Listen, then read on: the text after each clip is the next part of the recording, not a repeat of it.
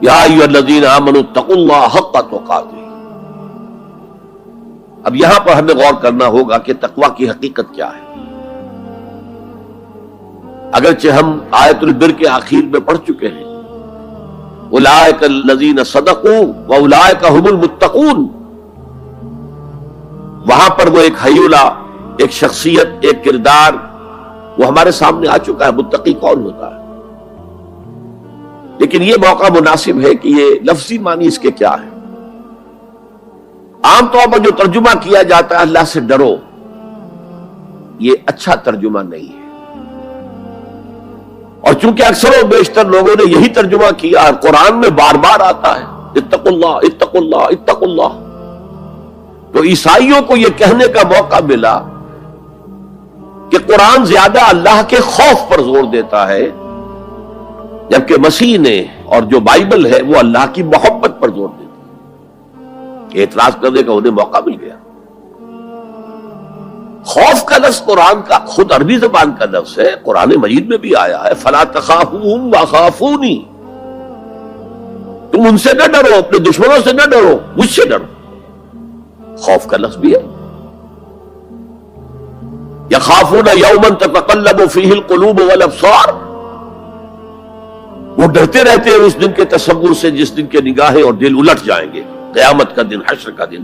تو خوف کا لفظ قرآن میں ہے، عربی زبان کا لفظ ہے۔ تقوی کے معنی خوف نہیں، تقوی کے لفظی معنی بچنا۔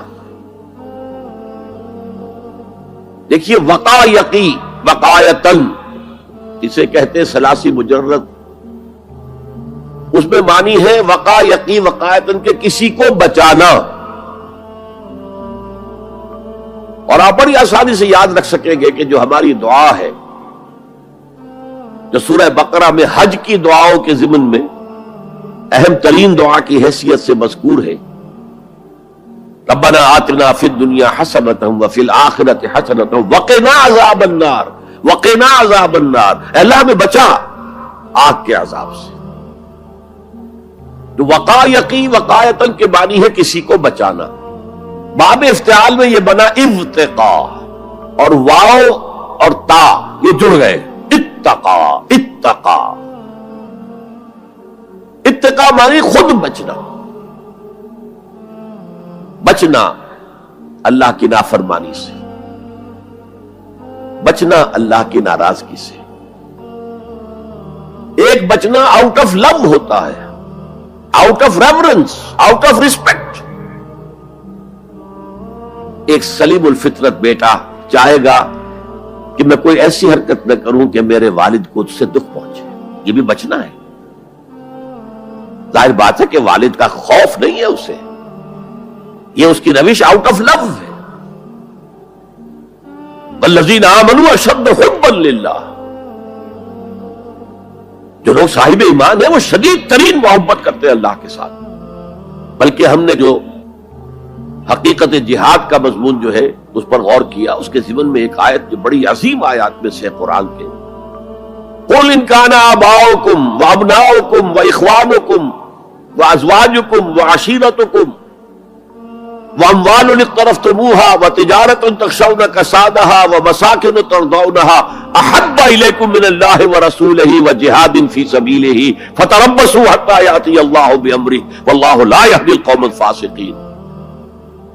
اے نبی ان سے کہہ دیجئے کہ اے لوگو، اگر تمہیں اپنے باپ اور اپنے بیٹے اور اپنے بھائی اور اپنے زوج، مرد کے لیے بیوی، بیوی کے لیے شوہر، اور اپنے رشتہ دار اور اپنے وہ مال جو تم نے بڑے محنت سے جمع کیے ہیں، اور اپنے وہ کاروبار جن میں کساد کا، سرد بازاری کا تمہیں خوف لاحق رہتا ہے، مندہ نہ ہو جائے،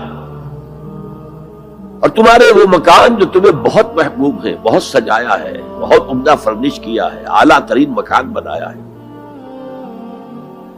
اگر یہ 8 چیزیں زیادہ محبوب ہیں اللہ سے اور اس کے رسول سے اور اللہ کی راہ میں جہاد سے، فتربصوا، جاؤ، بیٹھے رہو، دفع ہو جاؤ، منتظر رہو، حتی یاتی اللہ بامرہ، یہاں تک کہ اللہ اپنا فیصلہ سنا دے. واللہ لا یہدی القوم الفاسقین، اللہ ایسے فاسقوں کو ہدایت نہیں دیتا.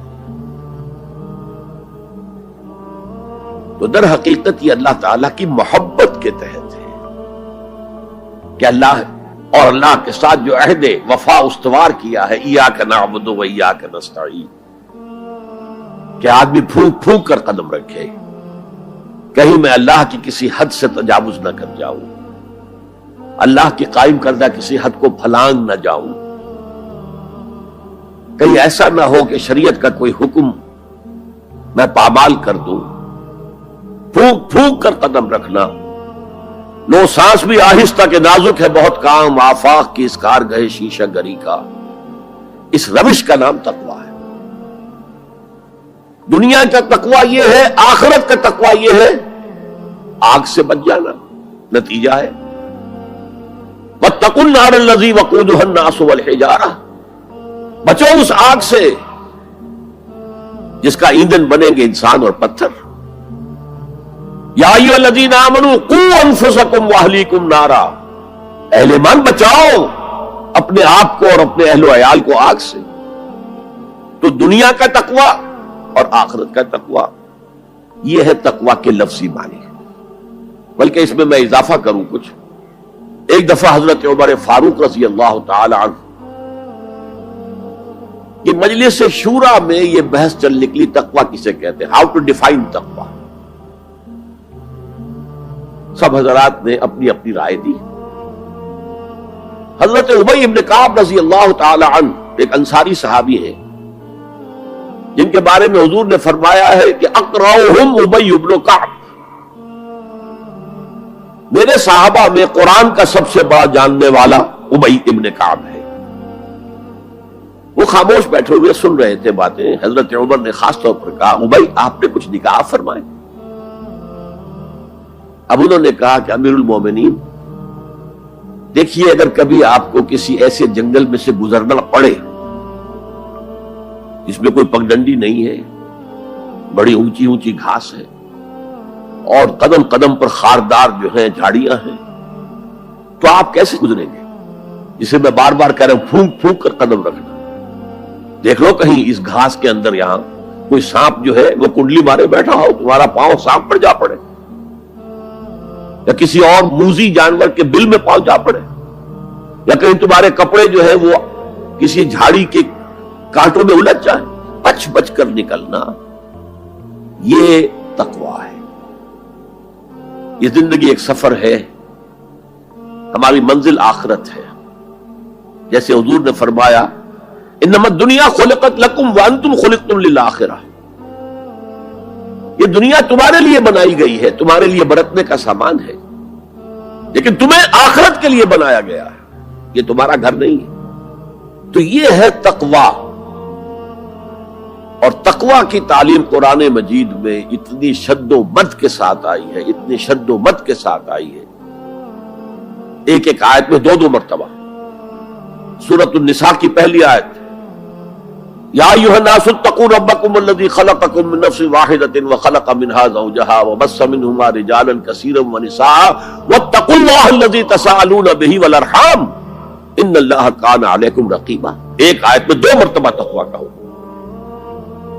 اے لوگوں، اے بنی آدم، اپنے اس رب کا تقویٰ اختیار کرو جس نے تمہیں ایک جان سے بنایا، اسی سے اس کا جوڑا بنایا اور ان سے کثیر تعداد میں مردوں اور عورتوں کو زمین میں پھیلا دیا.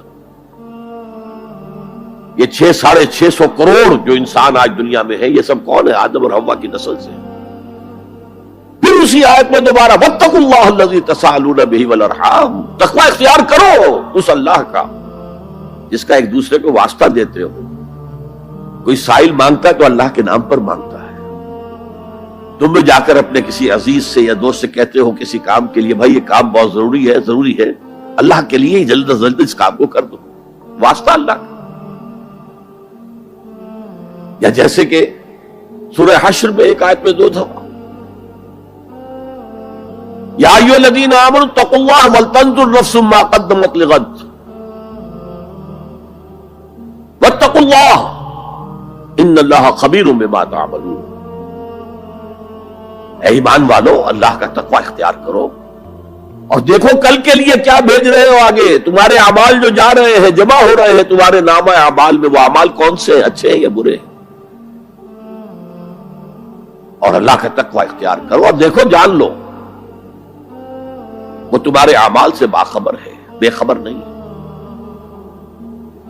تاہم یہ الفاظ جو ہے میرے نزدیک قرآن مجید میں تقوی کی تاکید کے اعتبار سے انتہائی مؤکد مقام ہے.